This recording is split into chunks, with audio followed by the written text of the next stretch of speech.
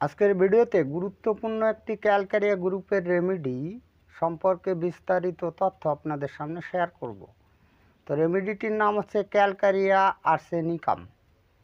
এবার এই Calcarea arsenicum মানে সংক্ষেপে এটাকে বলা হয় ক্যালকারিয়া আর্টস। এইবার এই ক্যালকারিয়া আর্সেনিকাম ঔষধের মধ্যে আমরা দুটি ঔষধের কিছু লক্ষণ পাব, সেটা হচ্ছে ক্যালকারিয়া কার্ব এবং আর্সেনিকাম অ্যালবাম। আপনারা সকলেই জানেন যে ক্যালকারিয়া কার্ব যে ঔষধটি রয়েছে, সেই ক্যালকারিয়া কার্বের ঔষধের রুগীরা কেমন হয়, মোটাসোটা হয়, কিন্তু দেখতে মোটাসোটা হয়, শীতকাতর হয়। আবার আমাদের আর্সেনিকাম অ্যালবামের রুগীদের যে রোগ ব্যাধির যে বৈশিষ্ট্যগুলো আছে, সেটা দিনে এবং রাত 12টার সময় বাড়ে এবং সেই রোগে কিন্তু জ্বালা থাকে। এরকম উভয় প্রকার যে লক্ষণ, সেই লক্ষণটি কিন্তু আমরা এই ক্যালকারিয়া গ্রুপ এর যে রেমেডিটি, মানে আজকের যে রেমেডিটি আলোচনা করব, এই রেমেডিটির মধ্যে আমরা কিন্তু এই উভয় ওষুধের কিছু কিছু লক্ষণ অবশ্যই পাবো। এটা সবসময় মনে রাখতে হবে। এবার কোনো ঔষধ সম্পর্কে জানতে হলে আগে জানার প্রয়োজন যে এই ওষুধটি কী দিয়ে তৈরি হয়, তাহলে আমাদের মনে রাখতে সুবিধা হয়। এবার আপনাদের সুবিধার জন্য দেখুন, এই যে যে ছবিটি, এই ছবিটিতে যে বস্তুটি, যে পদার্থটি দেখানো হচ্ছে, এটার নাম হচ্ছে আর্সেনাইট অফ লাইম।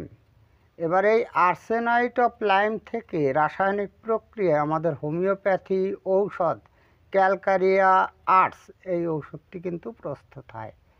এবার এই ঔষধটি কোন ধরনের রোগের ক্ষেত্রে ব্যবহার করা হয়? মূত্র এবং হার্টের রোগ, পাকস্থলীর রোগ, স্ত্রী রোগ, মাথার রোগ, মৃগীর রোগ, তারপর হচ্ছে মোটাসোটা মহিলাদের বিভিন্ন প্রকার রোগ ব্যাধিতে এই ঔষধটি কিন্তু সুফলের সাথে ব্যবহৃত হয়। এবার এই রেমেডিতে টোটালি যে লক্ষণগুলো রয়েছে, সেই লক্ষণগুলো যদি আমরা জেনে নিই, তাহলে রোগীর জন্য কিন্তু সঠিক ঔষধ নির্বাচন করতে আমাদের খুব সুবিধা হয়। তো আজকের ভিডিওতে ঔষধটির ড্রাগ পিকচার অঙ্কন করার জন্য এমন কিছু গুরুত্বপূর্ণ তথ্য আপনাদের সামনে এক্সপ্লেন করে শোনাবো, যাতে সঠিক ঔষধ নির্বাচনের মাধ্যমে রোগীকে আরোগ্য করা যায়। ভিডিওটি ভালো লাগলে লাইক, কমেন্ট, শেয়ার করবেন এবং আপনি যদি এই চ্যানেলে নতুন এসে থাকেন, তাহলে চ্যানেলটিকে সাবস্ক্রাইব করে রাখবেন পরবর্তীতে নতুন ভিডিওর নোটিফিকেশন সবার আগে পাওয়ার জন্য। এবার এই যে রেমেডিটি, এই রেমেডিটি খুব একটা বড় রেমেডি নয়, কিন্তু এই রেমেডিটি ভীষণভাবে কার্যকরী কয়েকটি রোগের ক্ষেত্রে। তো আমরা চটপট জেনে নেব এই রেমেডিটির কীভাবে কাজ করে বা কোন কোন রোগের ক্ষেত্রে কাজ করে, আমরা বিস্তারিত তথ্য জেনে নেব। এবার এই রেমেডিটির মোট 8টি প্রধানতম লক্ষণ রয়েছে। আপনাদের আমি রিকোয়েস্ট করব, আপনারা ভিডিওটি না টেনে যদি এই 8টি প্রধানতম লক্ষণ একটু মনোযোগ দিয়ে শোনেন, তাহলে রোগীর জন্য সঠিক ঔষধ নির্বাচন করতে আপনাদের খুব সুবিধা হবে। প্রধানতম লক্ষণ নম্বর 1-এ জেনে নিই মন, অর্থাৎ আমাদের এই ওষুধটি রোগীদের মনের অবস্থা কেমন থাকে। এবার এই মানসিক অবস্থায় থাকে হতাশাগ্রস্ত, উদ্বিগ্ন এবং রাগী। মানে এই 3টি মানসিক বৈশিষ্ট্য কিন্তু থাকে। এরা হতাশাগ্রস্ত হয়, উদ্বিগ্ন হয় এবং রাগীও হয়। আর আরেকটা সুন্দর বৈশিষ্ট্য আছে, এই ঔষধের রুগীরা কিন্তু একলা থাকতে পারে না, এরা সঙ্গী চায়। রিয়েলি এই ঘটনাটি এরকমই হয়। আমাদের যে ক্যালকারিয়া কার্ব ঔষধটি রয়েছে, এটা কিন্তু অ্যান্টি টিউবারকুলার ঔষধ। এবার এই অ্যান্টি টিউবারকুলার ঔষধের রুগীরা কিন্তু একা থাকতে পারে না, মানে সবসময় বকবক করার জন্য এদের কাছে একটা লোক থাকা চাই। তো সুতরাং এই দুটি ঔষধের সমন্বয়ে গঠিত ঔষধটি এই ঔষধটি। সুতরাং আমাদের এই ক্যালকারিয়া আর্সেনিকাম ঔষধের রোগীরা কিন্তু একা থাকতে পারে না, বকবক করার জন্য একজন সঙ্গী চাই। এটা হচ্ছে মানসিক সুন্দর একটা বৈশিষ্ট্য। এবার আমরা 2-তে জেনে নেব মাথা সম্পর্কে। আমাদের এই ক্যালকারিয়া আর্সেনিকাম ঔষধটি কিন্তু মাথার রোগেও বেশ ভালো কাজ করে। তো সেক্ষেত্রে আমরা কীরকম ধরনের লক্ষণ পেতে পারি? তো মাথার ক্ষেত্রে দেখা যায় সাপ্তাহিক মাথায় যন্ত্রণা। সাপ্তাহিক মাথায় যন্ত্রণা মানেটা কি? সপ্তাহে মানে 7 দিনে 1 সপ্তাহ। তো এই সপ্তাহে একদিন হঠাৎ করে মাথায় যন্ত্রণা আসে, প্রতি সপ্তাহে একবার করে আসে, এটাই হচ্ছে বৈশিষ্ট্য। আরও বৈশিষ্ট্য আছে, এই মাথায় যন্ত্রণা কিন্তু এই কানের চারিপাশে বেদনা হয়। আর এই মাথায় যন্ত্রণা যে পাশে বেদনা হচ্ছে, এই পাশে যদি টাইট করে কিছু দিয়ে বেঁধে ফেলা হয়, মানে বেঁধে রাখা হয়, তাহলে কিন্তু উপশমিত হয়ে যায়। এবার আমরা নাম্বার 3-তে জানার চেষ্টা করব পাকস্থলী সম্পর্কে, অর্থাৎ পাকস্থলী রোগীদের ক্ষেত্রে আমাদের এই ঔষধটির কীরকম ধরনের বৈশিষ্ট্য বা লক্ষণ দেখা দেয়।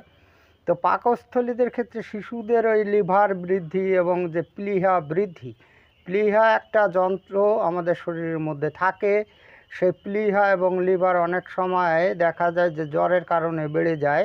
প্লীহারও রোগ, আলাদা রোগ আছে। তো এরকম যদি বিকৃতি হয় তাহলে সেক্ষেত্রেও আমরা কিন্তু আমাদের এই ঔষধটি ব্যবহার করতে পারি। এছাড়াও পাকস্থলীর রোগীদের ক্ষেত্রে অগ্নাশয়ের যদি কোনো রোগ ব্যাধি হয়, অগ্নাশয়ের যদি কোনো ক্যান্সার হয়, সেক্ষেত্রেও আমরা এই ঔষধটি ব্যবহার করতে পারি।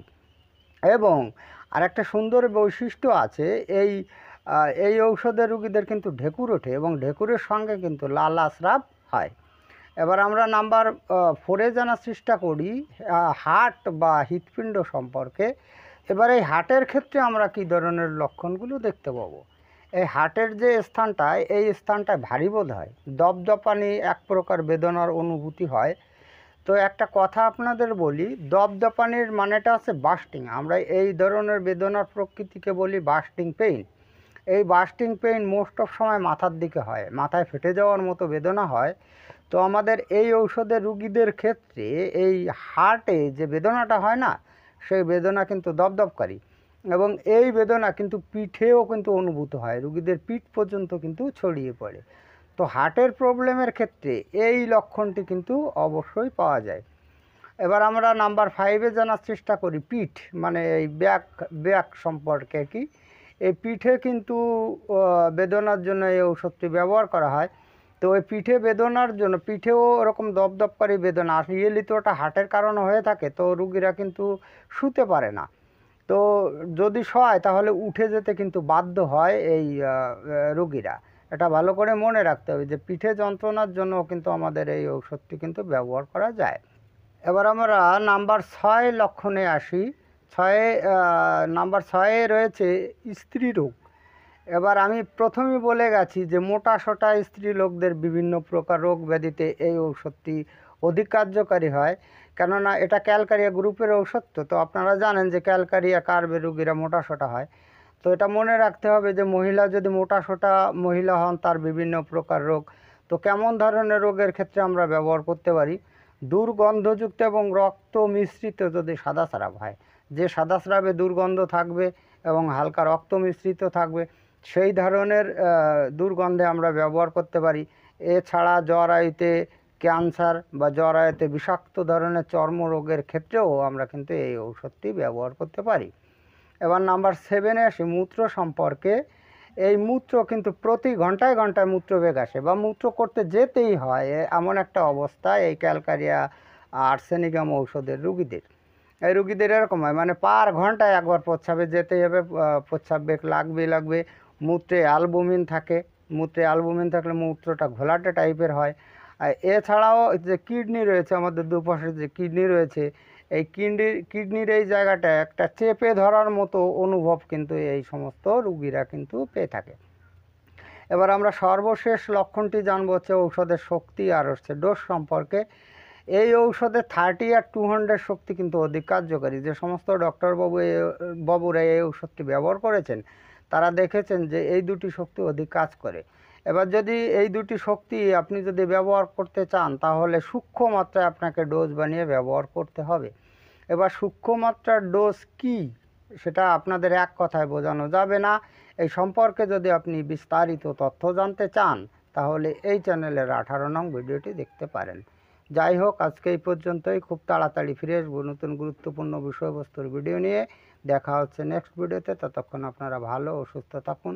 জয় হ্যানিম্যান, জয় হোমিওপ্যাথ।